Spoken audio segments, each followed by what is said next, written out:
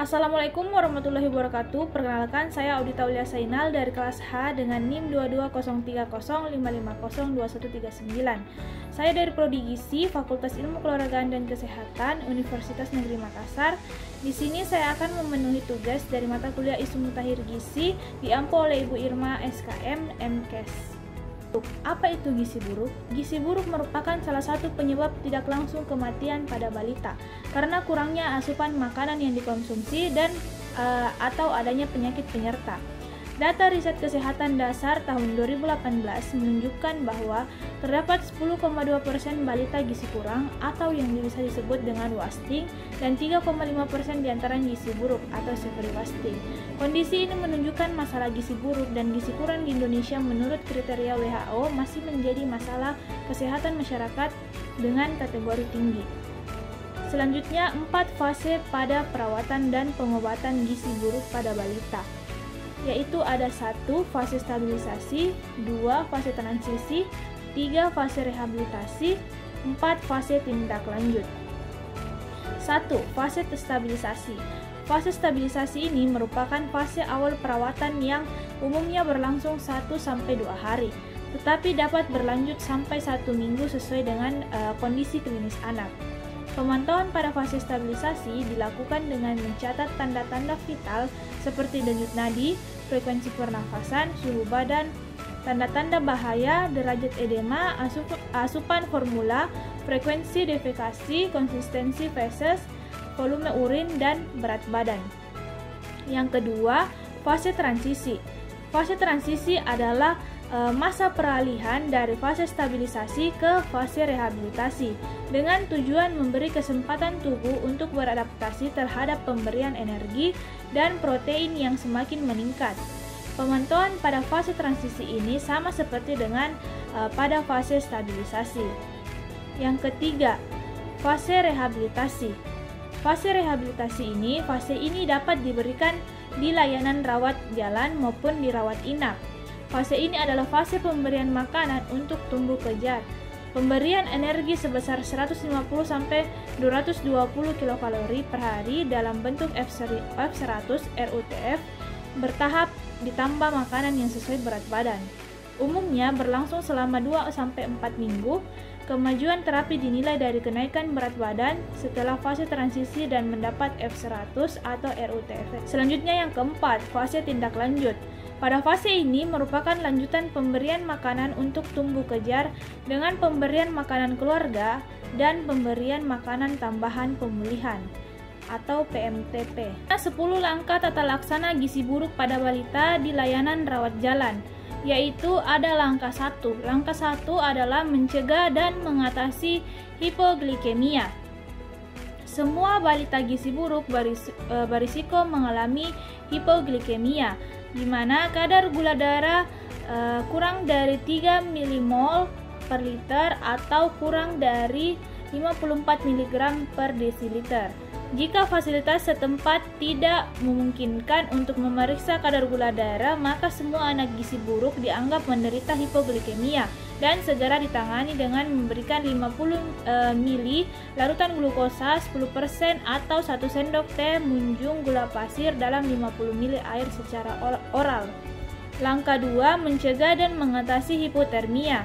Hipotermia atau suhu aksilar kurang dari 36 Celcius sering ditemukan pada balita gizi buruk dan jika ditemukan bersama hipoglikemia menandakan adanya infeksi berat atau cadangan energi anak gizi buruk sangat terbatas sehingga tidak mampu memproduksi panas untuk mempertahankan suhu tubuh.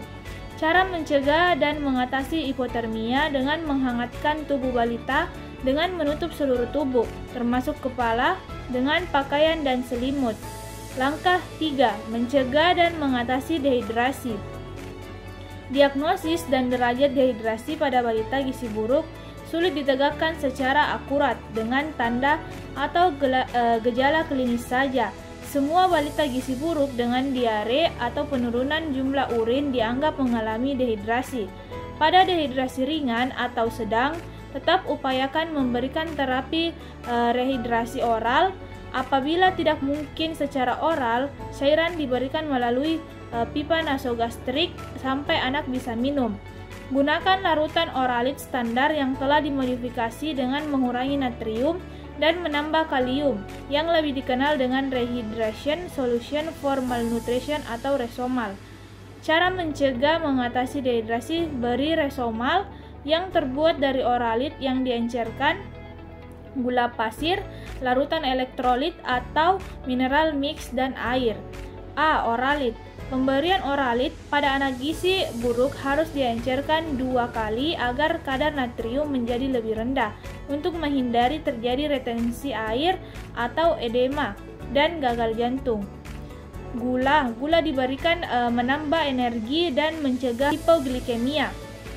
Selanjutnya, larutan elektrolit atau mineral mix diberikan untuk mengatasi gangguan keseimbangan elektrolit dan mineral seperti kalium, magnesium, sukrum, dan zinc. Apabila anak diare, berikan Resomal setiap kali diare. Untuk anak usia kurang 2 tahun, 50-100 ml setiap kali diare. Dan untuk di atas 2 tahun, 100-200 ml setiap kali buang air besar. Selanjutnya, langkah keempat, yaitu memperbaiki gangguan keseimbangan elektrolit. Pada anak gizi buruk terjadi gangguan keseimbangan cairan, elektrolit, dan mineral. Untuk mengatasi gangguan keseimbangan elektrolit tersebut, diberikan mineral mix yang ditambahkan ke dalam formula WHO atau formula 75, formula 100, dan Resomal. Tubuh anak gizi buruk relatif mengandung kadar natrium lebih tinggi dan kalium lebih rendah dibandingkan anak normal.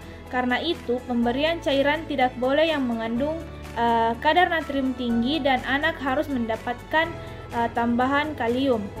Tata laksananya yaitu: 1. Untuk mengatasi gangguan elektrolit, diberikan kalium yang sudah terkandung di dalam larutan mineral mix yang ditambahkan ke dalam F75, F100 atau Resomal. 2. Gunakan larutan Resomal untuk rehidrasi. Selanjutnya, langkah kelima. Langkah kelima yaitu mengobati infeksi. Balita gizi buruk seringkali menderita berbagai jenis infeksi, namun sering tidak ditemukan tanda-tanda atau gejala infeksi bakteri seperti demam. Karena itu, semua balita gizi buruk dianggap menderita infeksi pada saat datang ke fasilitas kesehatan dan segera diberi antibiotik. Hipoglikemia dan hipotermia seringkali merupakan tanda infeksi berat. Untuk tata laksananya yaitu: 1. Berikan pada semua balita gizi buruk antibiotik dengan spektrum luas. Bila balita sebelumnya dirawat inap, maka pemberian antibiotika merupakan lanjutan pengobatan sebelumnya dirawat inap. Yang kedua, imunisasi campak jika balita berusia lebih dari 6 bulan dan belum pernah diimunisasi atau mendapatkan imunisasi campak sebelum usia 9 bulan.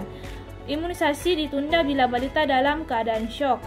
Imunisasi termasuk imunisasi campak pada balita gizi buruk diberikan sebelum anak pulang dari tempat perawatan atau fase rehabilitasi. Pilihan antibiotika berspektrum luas yaitu: A. Beri amoksisilin 15 mg per kilogram berat badan per oral setiap 8 jam selama 5 hari. Untuk bayi dengan berat badan 3 kg, dosis amoksisilin 15 mg per oral setiap 12 jam selama 5 hari. Selanjutnya, berikan terapi untuk penyakit infeksi sesuai dengan standar terapi yang berlaku seperti HIV. Selanjutnya, langkah ke-6. Langkah ke-6, memperbaiki kekurangan zat gizi mikro. Semua anak gizi buruk mengalami defisiensi vitamin dan mineral. Meskipun sering ditemukan anemia, zat besi tidak boleh diberikan pada fase awal atau fase stabilisasi dan transisi. Zat besi baru diberikan setelah anak mempunyai nafsu makan yang baik dan mulai bertambah berat badannya, atau biasanya pada minggu kedua mulai dari fase rehabilitasi. Zat besi dapat memperberat infeksi bila diberikan terlalu dini. Pemberian zat gizi mikro sama dengan penjelasan sebelumnya. Bila balita buruk mendapat RUTF dengan komposisi sesuai dengan rekomendasi WHO, maka tidak perlu diberikan suplementasi zat gizi mikro lagi, kecuali ditemukan tanda klinis kekurangan vitamin A pada mata atau ada riwayat menderita campak dalam 3 bulan terakhir. Maka balita diberikan suplementasi vitamin A dengan dosis tinggi sesuai dengan umurnya. Dosis pemberian zat gizi mikro. Selanjutnya, langkah ke-7. Langkah ke-7 memberikan makanan untuk fase stabilisasi dan transisi diberikan untuk anak gizi buruk di layanan rawat inap. Selanjutnya, langkah ke-8. Langkah ke-8 memberikan makanan untuk tumbuh kejar. Pada fase rehabilitasi terjadi replesi atau pemulihan jaringan tubuh sehingga diperlukan energi dan protein yang cukup, diberikan energi yaitu 150 sampai 220 kilokalori per hari, protein 4 sampai 6 gram. Terapi gizi yang diberikan dapat berupa F100 atau RUTF yang secara bertahap ditambah makanan pada zat gizi. Selanjutnya langkah 9, memberikan stimulasi untuk tumbuh kembang. Pada anak gizi buruk terjadi keterlambatan perkembangan mental dan perilaku. Keterlibatan keluarga terutama ibu sangat diperlukan dalam memberikan stimulasi untuk tumbuh kembang anak. Oleh karena itu, perlu diberikan petunjuk kepada orang tua dan keluarganya untuk memberikan stimulasi perkembangan anak dengan penuh kasih sayang, sambil bermain, bernyanyi, dan menciptakan suasana-suasana yang menyenangkan. Stimulasi ini diberikan secara bertahap dan berkelanjutan sesuai umur anak terhadap 4 aspek kemampuan dasar anak, yaitu kemampuan gerak kasar, kemampuan gerak halus, kemampuan bicara dan bahasa, serta kemampuan sosialisasi dan kemandirian. Stimulasi terstruktur dilakukan secara intensif setiap hari selama 15-30 menit. Yang terakhir, langkah ke-10, mempersiapkan untuk tindak lanjut di rumah.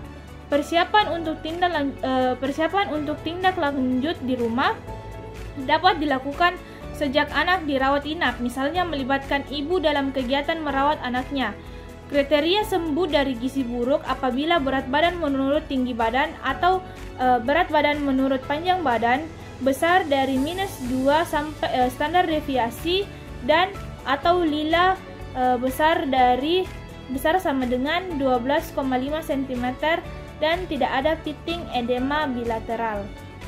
Bila balita keluar dari layanan rawat inap setelah sembuh atau sesuai dengan kriteria yang saya sudah sebutkan, maka anjurkan untuk kontrol teratur setelah pulang, yaitu 1 kali minggu pada bulan pertama, 1 kali 2 minggu pada bulan kedua, selanjutnya 1 kali sebulan sampai 6 bulan atau lebih.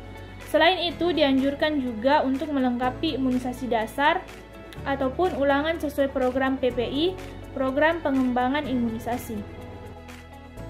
Sekian dari saya, kurang dan lebihnya mohon dimaafkan. Wassalamualaikum warahmatullahi wabarakatuh.